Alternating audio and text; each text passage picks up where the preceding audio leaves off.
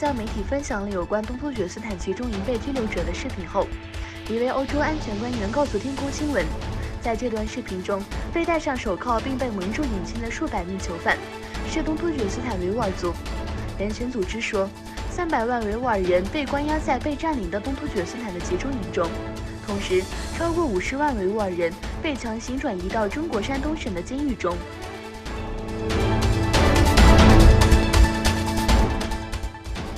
哈萨克斯坦2个最大城市的警方星期六逮捕数十名抗议中国影响的示威人士，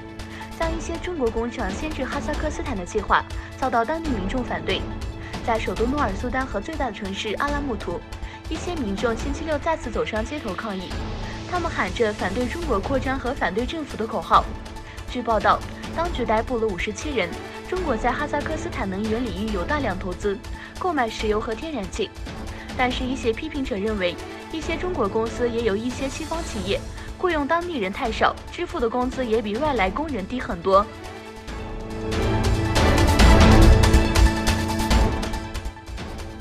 联邦快递因错误转寄中国电信巨擘华为包裹前往美国，陷入美中贸易纠纷之际，联邦快递今天表示，所属一名机师在中国被逮捕后已交保获释。中国当局指控他非法运送弹药。前美国空军机师霍恩1周前完成送货工作后，在联邦快递位于广州的亚洲转运中心待命商用飞行时，遭中国当局逮捕。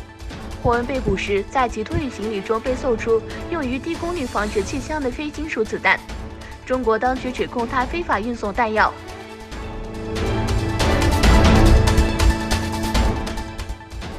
香港反送中运动余波未了，新界屯门周六举行光复屯门游行。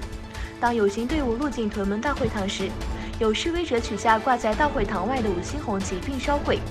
有示威者在港铁屯门站外试图取出消防水袋，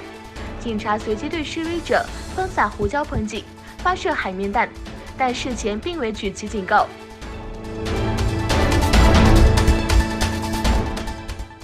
据报道，伊朗、俄罗斯和中国将在阿拉伯海和印度洋北部举行联合海军演习。伊朗总参谋部国际关系部部长穆罕默德·希尔图基说，俄罗斯和中国海军也将参加阿拉伯海和印度洋的演习。他说，革命后我们将首次与俄罗斯和中国进行海上军事演习。